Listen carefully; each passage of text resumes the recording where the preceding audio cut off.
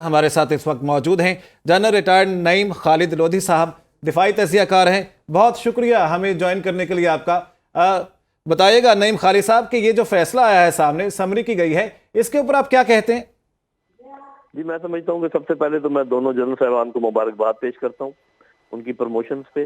اور پھر میں سمجھتا ہوں کہ پرائم منسٹر نے اپنا صوابدیدی اختیار اچھے طریقے سے استعمال کیا ہے،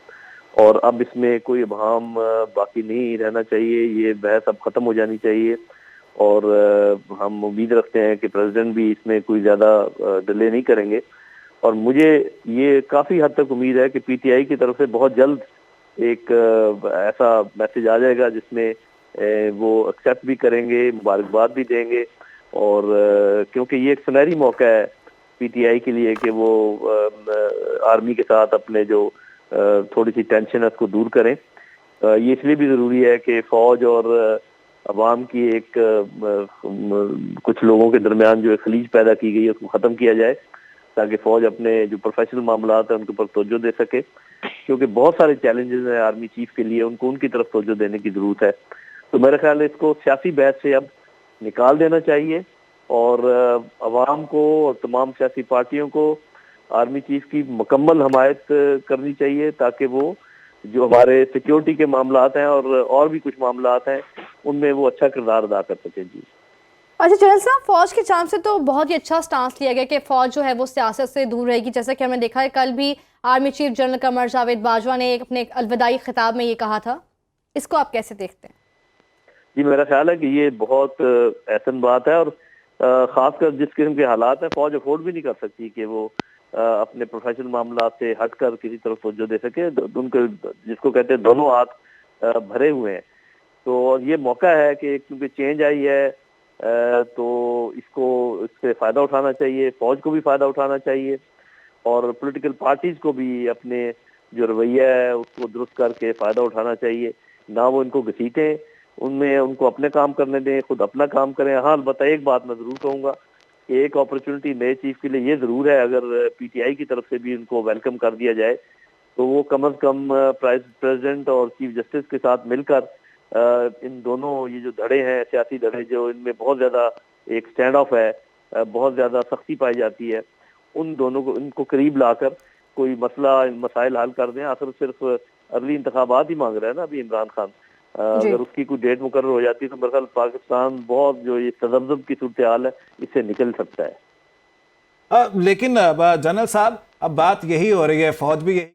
کہہ رہی کہ سیاست سے کوئی تعلق نہیں ہے، وہ اپنا جو آئینی اور جو قانونی جو اختیار ہے اس کو محدود رکھیں گے اور وہیں تک اپنے آپ کو رکھیں گے۔ نئے آرمی چیف کے لیے کیا یہ سب سے بڑا چیلنج ہوگا؟ جی میرا خیال ہے کہ جو سب سے بڑا چیلنج، یہ چیلنج تھوڑا سا ہمہ گیر ہے، صرف یہی نہیں ہے کہ سیاست سے اپنے آپ کو دور رکھنا ہے، بلکہ سیاسی جماعتوں کے ساتھ جو تھوڑی ٹینشن پیدا ہوئی ہے اس کو بھی ختم کرنا ہے، اور اس کو میں سیاست نہیں کہتا۔ جب آپ سب کو ایشورنس دے دیں کہ ہم اپنے کام سے کام رکھیں گے اور آپ اپنا کام کیجئے، تو میرا خیال ہے کہ نہ صرف یہ کہ عوام اور فوج کے درمیان خلیج ختم کرنے کی ضرورت ہے جو پیدا کی گئی ہے، اور بلکہ سیاسی پارٹیوں اور فوج کے درمیان بھی اس معاملے کو ختم کرنے کی ضرورت ہے۔ پھر فوج کے اندر یہ میسج سختی کے ساتھ اس کو پھیلانے کی اور بتانے کی ضرورت ہے، آرڈرز کے بھی کوئی سیاسی قسم کی ایکٹیویٹی جو ہے، چاہے وہ کوئی بھی ادارہ ہو فوج کا یا فوج خود، اس میں ملوث نہیں ہوگی۔ میرا خیال ہے یہ بڑا ایک توانا میسج ہوگا، اور اس سے پاکستان کو بہت فائدہ پہنچے گا۔ جنرل صاحب کیا کبھی کوئی ایسی روایت بھی رہی ہے کہ کیا جانے والا چیف آنے والے چیف کو کوئی ڈائریکشنز دے کے جائے اس حوالے سے یا کسی بھی معاملے کے اوپر؟ جی دیکھیں، یہ تو صرف ہر لیول پہ، بلکہ یہ میں نے دیکھا ہے کہ ڈائریکشن ضرور دیتے ہیں، ڈائریکشن تو نہیں، اس کو آپ کنسلٹیشن کہہ سکتے ہیں، وہ بتاتے ہیں، اپنے ایک سیٹنگ ہوتی ہے، لیکن ہمارا تجربہ یہ ہے، آبزرویشن یہ ہے کہ آنے والی کمانڈر جو ہے، چاہے وہ صرف چیف ہی کی بات نہیں کر رہا، کور کمانڈر بھی ہو، جی او سی بھی ہو، ایون یونٹ کمانڈر بھی ہو، وہ پھر اپنا جو اس کی سوچ ہے اس کے مطابق آگے چلتا ہے، اور چاہے جنرل باجوہ کچھ بھی کہیں، صاف ظاہر ہے وہ بہت سارے اچھی باتیں بتا کر جائیں گے، اپنے تجربات شیئر کر کے جائیں گے، کیونکہ یہ جنرل صاحب تو ان کے ساتھ کام کرتے رہے تو ان کو کوئی ایسی نئی بات بتانے کی ضرورت بھی نہیں ہوگی۔ لیکن آپ دیکھیے گا میری یہ بات کہ جنرل عاصم جو ہیں اپنی پرسنالٹی کے مطابق، اپنی سوچ کے مطابق آگے چلیں گے اور آپ کو بہت ساری بہتری نظر آئے گی انشاءاللہ۔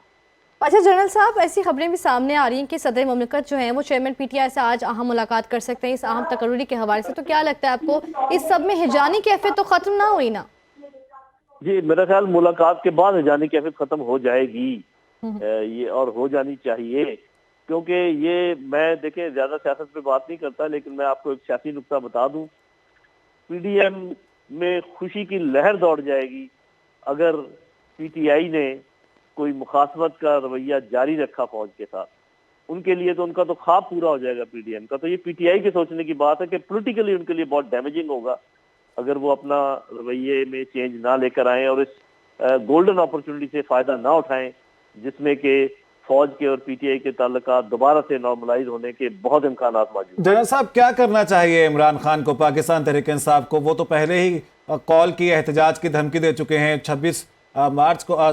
نومبر کو اسلام آباد میں مارچ کیا جائے گا اور پتہ نہیں وہاں کیا فیصلہ کیا جائے گا، اس حوالے سے کچھ نہیں کہا جا سکتا، تو یہ مخاصمت تو بڑھے گی۔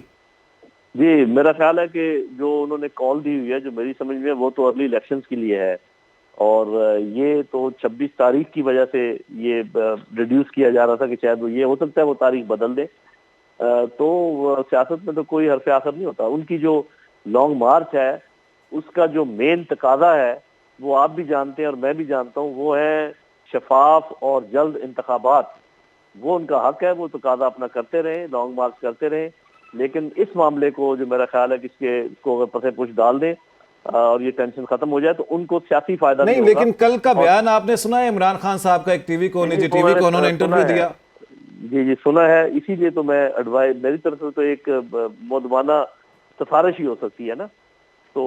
اور میں آپ کو بتا دوں میں بھی کبھی اس بات سے جھجکتا نہیں ہوں کہ میں پی ٹی آئی کا حامی ہوں اور عمران خان صاحب کو پسند کرتا ہوں، لیکن میں ان لوگوں میں سے نہیں ہوں جو کہ پرستش کرتے ہیں لوگوں کی یا جو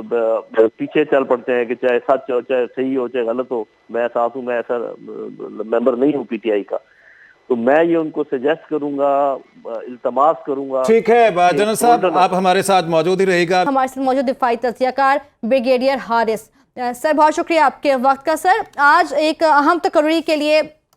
سمری بھجوائی گئی ہے، کیسے دیکھتے ہیں آپ اس فیصلے کو؟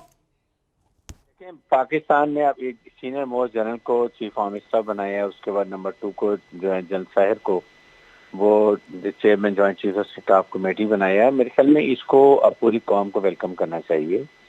اور خاص طور پہ جنرل عاصم بہت پروفیشنلی کمپیٹنٹ ہے، فرنٹ آف سیگمنٹ سے ہیں، حافظ قرآن بھی ہیں اور ڈائریکٹر جنرل ملٹری انٹیلیجنس رہے ہیں، تمام کور کمانڈر بھی رہے ہیں، ڈفرینٹ ڈپارٹمنٹس کی ہیں، اور ساتھ ہی ساتھ اس موقع پہ جس طریقے سے حالات جا رہے ہیں اس کے لیے بھی بہت اہم ہے کہ اس کو آنے پہلے ہی کانٹروورشل بنایا ہوا تھا، اور اب کانٹروورشل نہیں ہونا چاہیے، کیونکہ یہ it's not a promotion of some minister اور سویلین لیڈر کا، یہ آرمی کی پروموشن ہے، تو اس کے مورائل کو بڑا افیکٹ پڑتا ہے۔ اس لیے یہ طرح تک کی جو ترقیاں ہوئی ہیں ان کو ہمیں ویلکم کرنا چاہیے، ہماری نیک تمنائیں ان کے ساتھ ہونی چاہیے، اور مجھے یقین ہے کہ وہ اپنی تمام پیشہ ورانہ صلاحیتوں کو بروکار لاتے ہوئے